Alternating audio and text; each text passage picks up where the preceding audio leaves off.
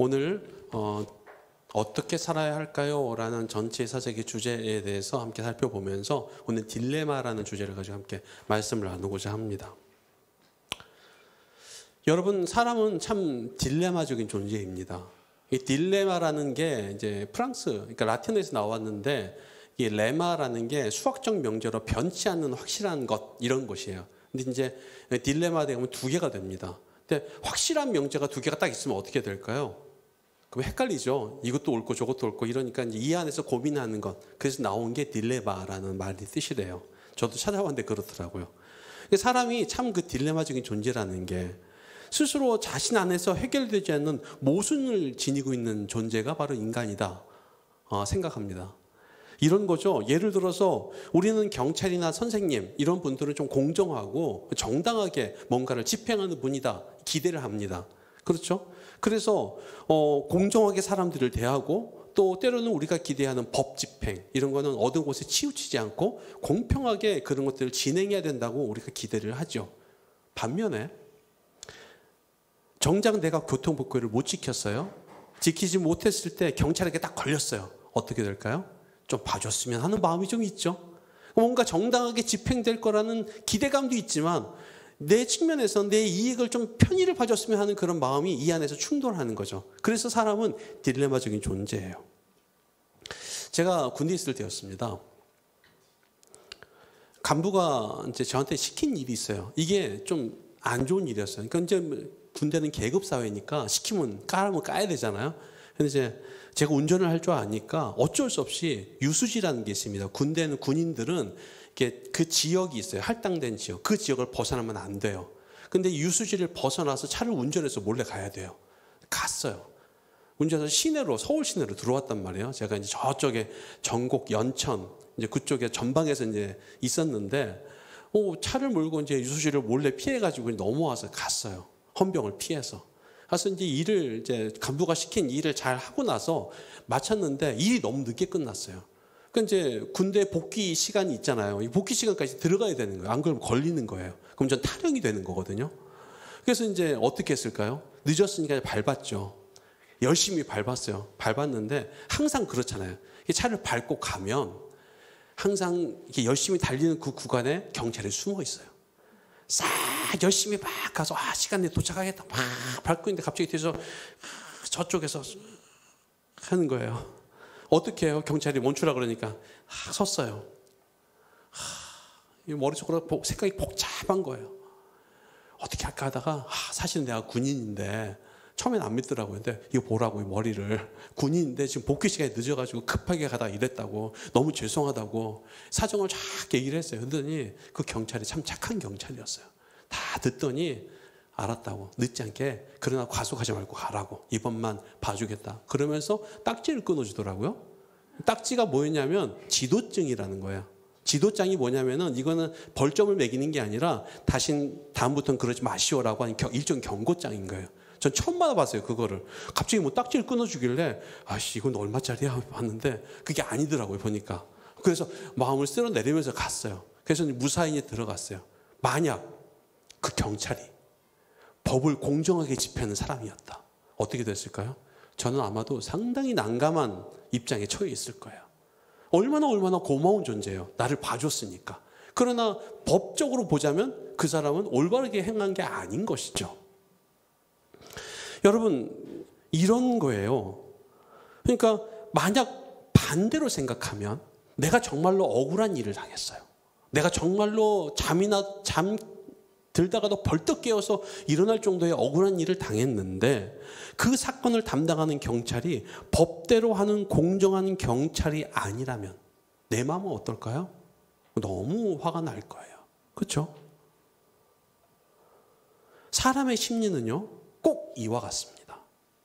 나의 이익이 포함되어 있지 않을 때는 법대로 공평하고 공정하게 해야 된다고 생각하지만 그리고 그렇게 주장하지만 내 이익이 관련되어 있다면 적당히 눈 감아주고 사정을 헤아려 주는 것이 너무 고맙고 감사할 따름이죠. 그런데 이게 우리가 신앙생활하는 방식에도 똑같이 적용이 됩니다. 우리가 그래요. 그 시편이 다양한 구성으로 되어 있는데 그 중에 저주시라고 분류되는 시들이 있습니다. 그 중에 대표적인 시가 시편 109편이에요. 여기에 얼마나 끔찍한 저주들이 성경에 나와 있는지 한번 보겠습니다. 한번 읽어볼까요? 같이 한번. 입에 담기가 좀 그러신가요? 이건 제가 읽어볼게요. 네. 악인이 그를 다스리게 하시며 사탄이 그의 모든 쪽에 서게 하소서. 그가 심판을 받을 때는 죄인이 되어 나오게 하시며 그의 기도가 죄로 변하게 하시며 그의 연수를 짧게 하시며 그의 직분을 타인이 빼앗게 하시며 그의 자녀는 고아가 되고 그의 아내는 과부가 되며 그의 자녀들은 유리하며 구걸하고 그들의 황폐한 집을 떠나 빌어먹게 하소서. 고리대금하는 자가 그의 소유를 다 빼앗게 하시며 그의 인애를 베풀 자가 없게 하시며 그의 고아에게 은혜를 베풀 자도 없게 하시며 그의 자손이 끊어지게 하시며 후대에 그들의 이름이 지워지게 하소서. 여러분, 이게 성경에 기록되어 있는 말씀입니다. 여러분, 이런 저주 들으면 어떨까요? 끔찍하겠죠. 근데 이것을 누가 썼는 줄 아세요? 심지어 다윗이 썼어요. 한마디로 말하면 쫄딱 망해라 너는. 망해도 완전히 망하고 다시는 일어나지 못할 줄로 완전히 무너져라. 이런 정도의 저주인 거예요. 다윗은 상대가 어떻게 잘못했는지는 몰라도 여러분, 마치 저승사자가 저주를 퍼붓는 것처럼 그렇게 저주를 퍼붓고 있는 거예요. 반면에 다윗이 자기가 잘못해서 하나님께 지적을 당하니까 어떻게 하는 줄 아세요? 요건 한번 읽어볼까요? 시편 51편에서 다윗이 밧세바와 동침한 후에 하나님께 탄원하는 기도입니다. 한번 읽어보죠. 시작. 하나님이여, 주의 인자를 따라 내게 은혜를 베푸시며 주의 많은 긍휼을 따라 내 죄악을 지워주소서. 나의 죄악을 맑게 씻으시며 나의 죄를 깨끗이 제하소서. 아멘. 지금 자기가 잘못을 저질렀어요.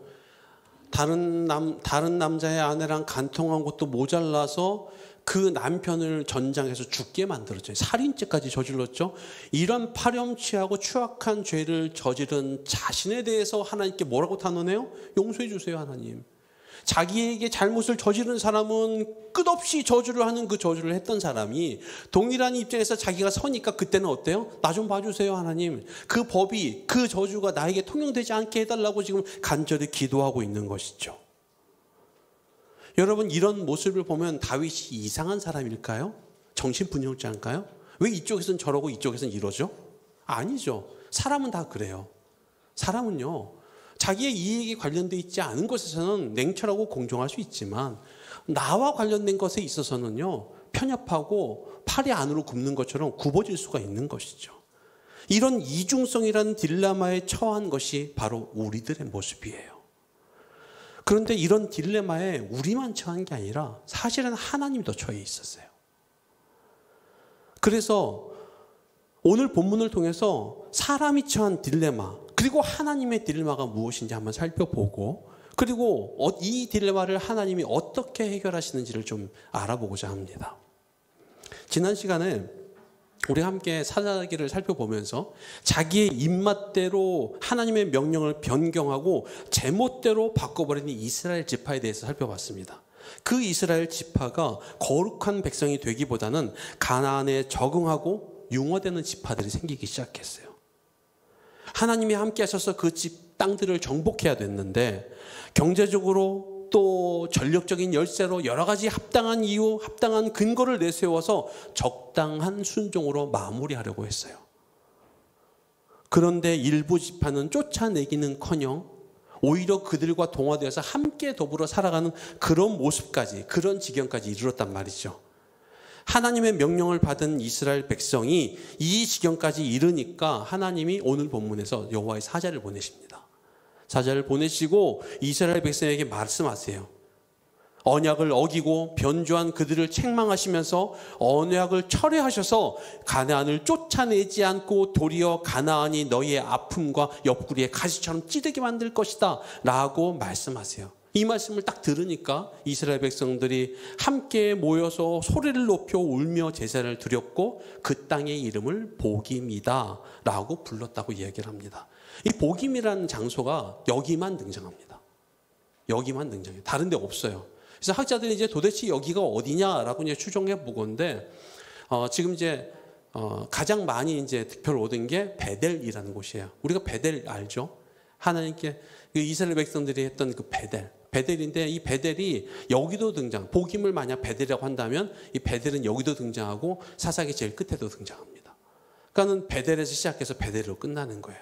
거기서 제사를 드리고 울지만은 그러나 그 울음이 진짜가 아닌 것. 그런 모습들이 등장합니다. 오늘의 본문의 내용은 이런 겁니다. 오늘 본문을 보면 갑자기 이상한 구절이 하나 등장합니다. 여러분 성경을 보시면 사사기 1장 1절에 보면 앞에 이렇게 써 있어요. 여호와의 사자가 길갈에서부터 복임으로 올라와 말하되. 갑자기 생뚱맞게 여호와의 사자가 어디서부터 올라오나요? 길갈에서 올라와요. 1장까지 이스라엘 백성이 하나님의 명령을 수행하는데 실패한 모습을 보여주고 나서 갑자기 여호와의 사자가 등장하는데 그가 길갈에서부터 복임으로 올라왔다고 증언합니다.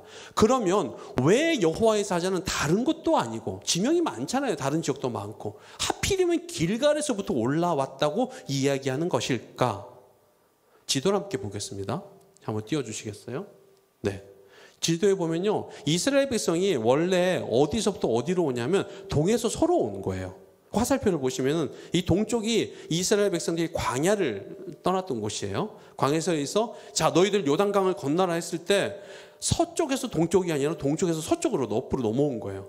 그래서 가장 처음 맞닥뜨린 곳이 길갈이었어요. 보시죠, 네모난 박스에 길갈이라고 써 있는 곳, 길갈. 거기서 그 위로 가면은 네모난 박스에 베델이라고 써 있단 말이에요. 그쪽으로 올라간 거예요, 여호와의 사자가. 그런데 자. 여기에 서쪽에서 넘어오면서 여리고성 바로 앞에, 그러니까 이 길갈이라는 거 바로 아래 보면 여리고라고 써 있어요. 그렇죠? 그러니까는 이 바로 맞은편에 길갈이라는 곳에 이스라엘 백성들이 다 서 있는 거예요. 자, 거기에서 이스라엘 백성들이 어떤 일을 행했습니다. 이것이 여호수아 5장 2절부터 9절에 나옵니다. 함께 한번 읽어볼까요? 같이 시작. 그때 여호와께서 여호수아에게 이르시되 너는 부싯돌로 칼을 만들어 이스라엘 자손들에게 다시 할례를 행하라 하시매 여호수아가 부싯돌로 칼을 만들어 할례 산에서 이스라엘 자손에게 할례를 행하니라. 여호수아가 할례를 시행한 까닭은 이것이니 애굽에서 나온 모든 백성 중 남자 곧 모든 군사는 애굽에서 나온 후 광야길에서 죽었는데 그 나온 백성은 다 할례를 받았으나 다만 애굽에서 나온 후 광야길에서 난 자는 할례를 받지 못하였습니다. 이스라엘 자손들이 여호와의 음성을 청종하지 아니하므로 여호와께서 그들에게 대하여 맹세하사. 다음 페이지. 그들의 조상들에게 맹세하여 우리에게 주리라고 하신 땅 곧 젖과 꿀이 흐르는 땅을 그들이 보지 못하게 하리라 하시매 애굽에서 나온 족속 곧 군사들이 다 멸절하기까지 40년 동안을 광야에서 헤매었더니 그들의 대를 잇게 하신 이 자손에게 여호수아가 할례를 행하였으니 길에서는 그들에게 할례를 행하지 못하였으므로 할례 없는 자가 되었음이 없었더라. 또 그 모든 백성에게 할례 행하기를 마침에 백성이 진중 각 처소에 머물러 낫기를 기다릴 때에 여호와께서 여호수아에게 이르기를 내가 오늘 애굽의 수치를 너희에게서 떠나게 하였다 하셨으므로 그곳의 이름을 오늘까지 길갈이라 하였느니라. 아멘. 이 긴 구절을 읽으셔서 수고하셨습니다. 맨 끝에 가니까 점점 혀가 꼬이네요, 그죠? 네. 여기서 지금 성경이 뭐라 그랬냐면요, 이스라엘 백성이 하나님을 믿지 못해서 징계를 받았어요. 징계를 받은 기간이 40년 광야 생활의 기간 동안이었다는 것이죠. 자, 그리고 그 징계를 받아서 광야 생활을 할 동안에는 할례를 못 받았다고 이야기를 했어요. 그래서 하나님께서 길갈에서 할례를 행하게 하셨어요. 그리고 할례 받은 이스라엘 백성과 다시 언약을 맺으시고 그들의 수치를 떠나게 하셨다. 이 굴러갔다는 뜻이 길갈이거든요. 그랬어요. 그래서 길갈에서 하나님이 이스라엘이 백성이 지었던 죄를 용서하시고 은혜로 그들을 하나님 백성으로 삼으신 거예요. 그러니까 결국 길갈은 뭘까요? 길갈은 죄 많은 인간, 하나님 백성이었던 이스라엘의 죄를 은혜로 사해 주신 거예요. 그러니까 길갈하면 이스라엘 백성은 뭐가 떠오를까요? 아, 하나님의 은혜. 하나님께서 우리에게 아무것도 우리는 안 했는데 은혜를 베풀어 주셨구나. 이것을 떠올리는 거죠. 따라서 여호와의 사자가 길갈에서도 올라왔다는 것은 길갈이 어떤 일이 벌어졌는지를 너희가 다시 기억해봐라, 이런 뜻인 거예요. 이스라엘이 똑똑해서 하나님께 용서를 받았나요? 아니죠. 이스라엘이 잘나가지고 할례를 행하게 하셨나요? 아니었어요. 그거는 오로지 딱 한 가지 이유밖에 없어요. 하나님의 은혜. 하나님께서 은혜를 베풀고자 하셔서 이스라엘 백성을 택하시고 그들을 백성 삼아주시고 죄를 용서해 주시고 죄를 굴러가게 할례를 행하게 하신 것이죠. 그래서 이스라엘은 온전한 순종으로 자신들의 사명을 감당해야 됐는데 이들은 그렇지 못했어요. 하나님은 약속대로 은혜를 베푸셨지만 이스라엘은 뭘로 했어요? 이스라엘은 불순종으로 은혜를 갚았단 말이에요. 이제 언약에 대한 불이행, 언약에 대한 불순종은 가나안 백성들에게 행했던 것처럼 하나님은 사실은 심판과 징계로 이스라엘을 다스려야 됐단 말이에요. 이스라엘을 영원한 언약으로 하나님 백성으로 삼고 그들을 축복하셨는데 그들의 불순종 때문에 그들을 심판하셔야만 했고 징계를 내셔야만 했어요. 아니 영원한 언약을 했어요. 백성 삼아 주겠다고. 그런데 그 하나님이 이 축복받은 이스라엘 백성을 징계를 내리셔야 돼요. 이 두 가지가 충돌하는 거예요. 약속이 충돌하는 거예요. 이런 딜레마에 하나님이 처했다는 것이 오늘 본문의 이야기인 거예요. 어떻게 해야 되냐 이 말이죠. 이 문제에 대한 고민이 오늘 본문에 녹아 있는데 여러분 1절과 3절을 보면 이렇게 써 있습니다. 제가 읽어볼게요.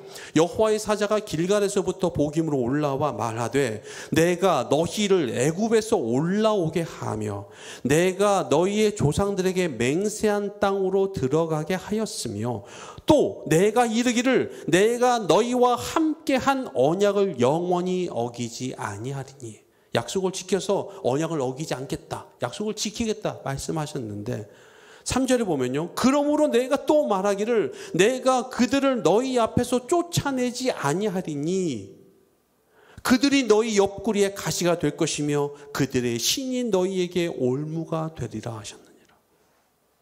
아니 영원히 너에게 언약을 베풀고 영원히 어기지 않겠다고 하시고 그 언약을 지금 방금 뒤집어서 너희에게 그거를 약속을 처리하겠다고 하시는 하나님, 이 두 가지가 상충되잖아요.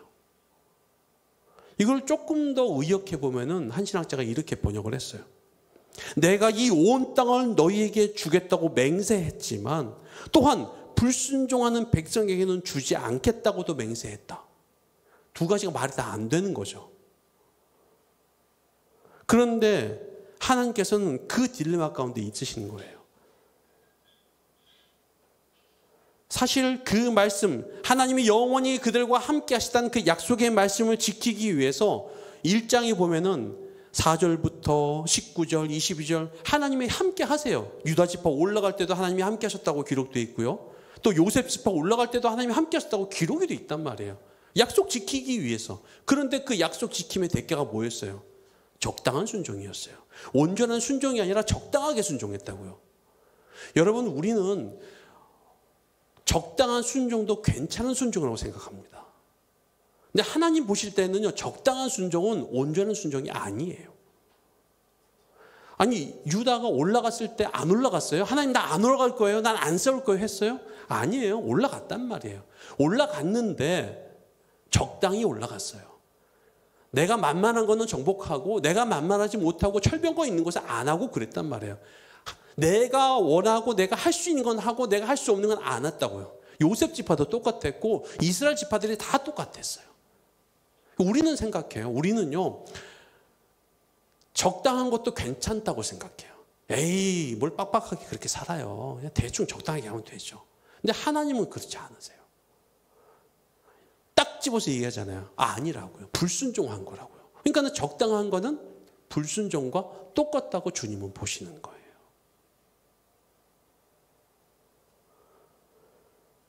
어쨌든 하나님은 약속을 지키시는 분인데 우리의 불순종으로 약속을 지키지 못하게 되자 이러지도 못하고 저러지도 못하는 딜레마 가운데 하나님이 처하게 되신 거예요.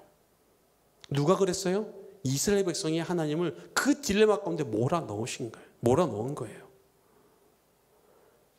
이 상황에서 하나님은 어떻게 해야 될까요? 한쪽을 지키면 한쪽을 지키지 못하게 되고 한쪽을 무시하면 또 다른 쪽에도 문제가 생기는 난감한 상황이 펼쳐졌는데, 하나님은 이 상황 가운데서, 사실은 이 딜레마가요 성경 전체에 녹아 있습니다. 하나님은 매 순간 적당히 타협하면서 불순종하는 하나님의 백성을 포기하실 것인가, 아니면 사랑의 하나님은 그럼에도 불순종하는 하나님의 백성을 모른 척하고 그들의 죄를 모른 척하고 사랑으로 품어주실 것인가. 하나를 포기하면 사랑이 사라지고 하나를 포기하면 정의와 거룩이 사라집니다. 우리도 그렇잖아요. 사실은 우리도 우리 삶 속에서 매 순간 이런 상황을 마주합니다. 주의 말씀을 따라 살고 싶습니다. 거룩한 주의 말씀을 따라 신실하게 살고 싶습니다. 그런데 현실에 딱 부딪히면서 그 살아내야 되는 거친 삶의 파도가 부딪히면 내 믿음이 어때요? 바람 빠진 풍선처럼 팍 쪼그라들어요.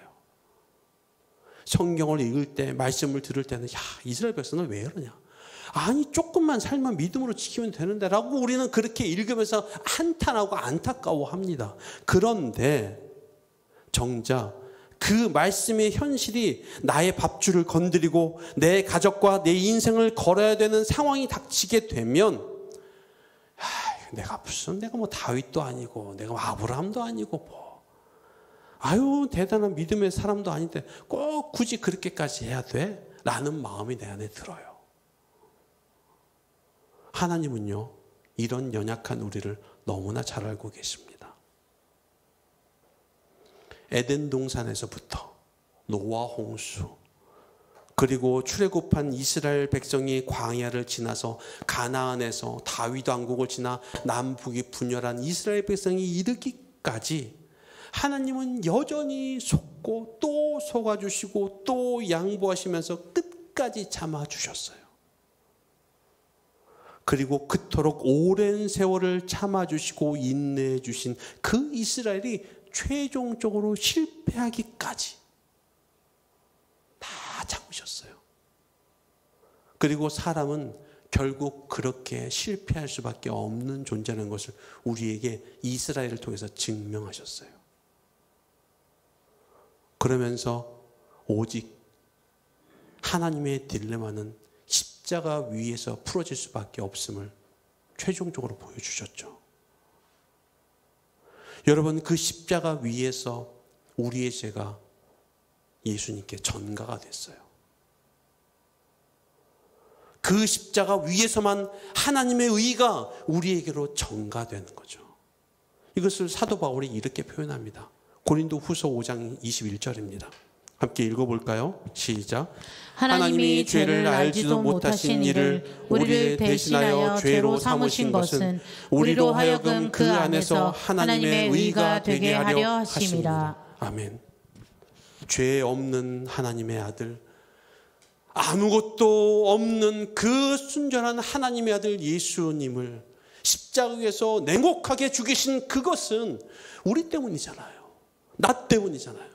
주님이 받으신 그 명령을 우리가 온전하게 순종만 했어도 그런 딜레마에 처하지 않으셨을 텐데, 우리가 불순종함으로, 우리가 거부함으로, 우리가 적당하게 순종함으로 결국 주님은 그 모든 죄를 십자가에서 오롯이 지시고 우리의 죄를 다 전가받으셔야 됐단 말이죠.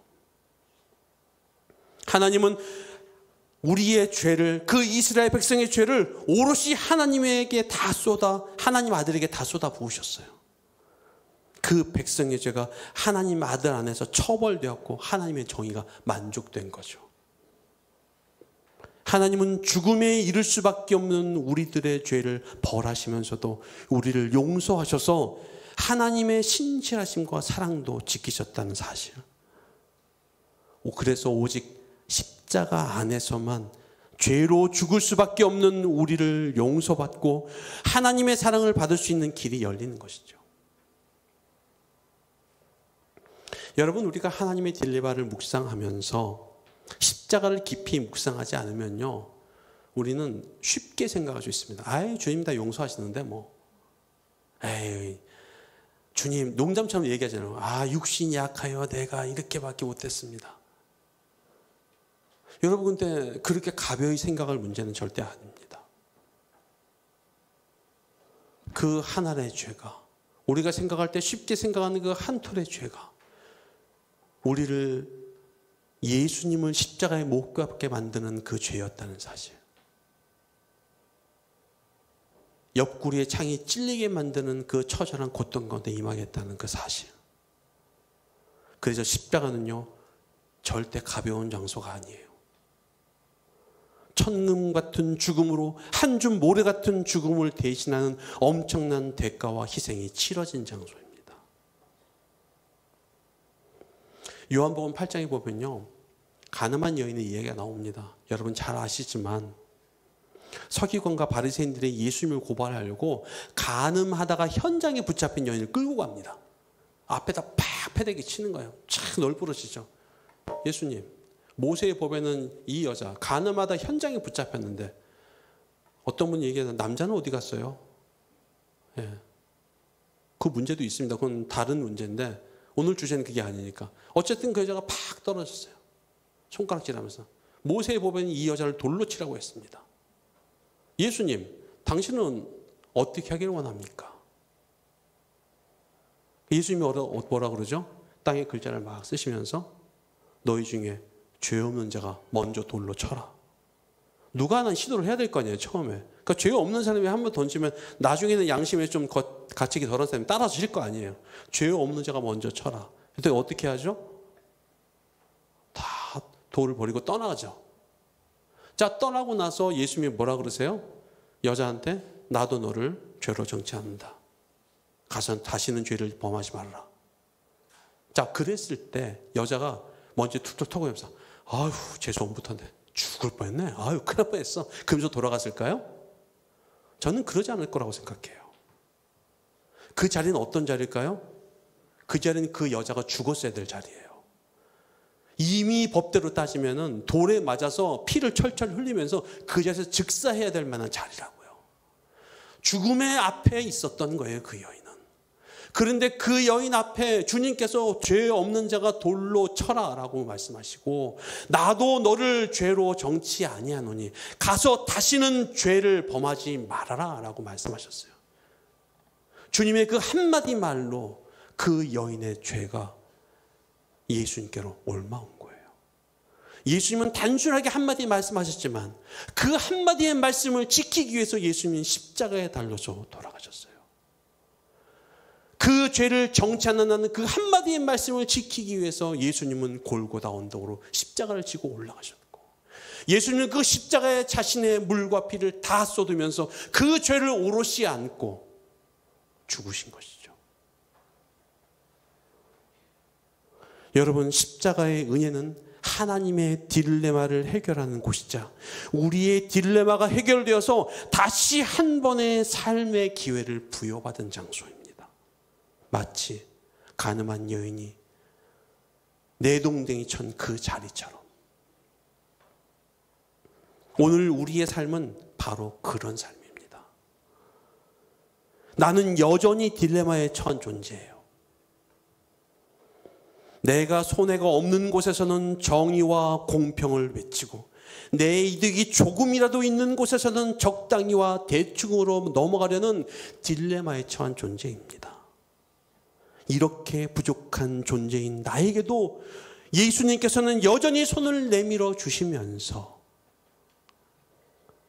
나도 너를 정죄하지 아니하노니 가서 다시는 죄를 범하지 말라라고 말씀하십니다. 오늘 우리가 하나님을 믿는 것은 우리가 처한 이 딜레마적인 상황을 주님이 이미 겪으시고 그 해결책을 우리에게 제시해 주셨기 때문이에요. 이것을 믿는 사람은 은혜를 누리고 이것을 거부하는 사람은 고통 가운데 있습니다. 이 십자가의 은혜, 나의 의가 아닌 이 오직 주의 은혜로 이 십자가의 은혜를 감당하고 기쁘게 받아들이는 우리 모두가 되기를 주의 이름으로 축복합니다. 기도하겠습니다. 이 시간 우리 조용히 기도할 때, 주님, 나를 대신해서 내가 죽어야 될 자리에서 나의 죽음 대신해서 달리신 예수님의 그 은혜를 기억합니다. 이 은혜를 소홀히 경홀히 여기지 않고 믿음으로 살아내는 우리가 되게 하여 주옵소서. 우리 이 시간에 조용히 기도하며 나가기를 원합니다.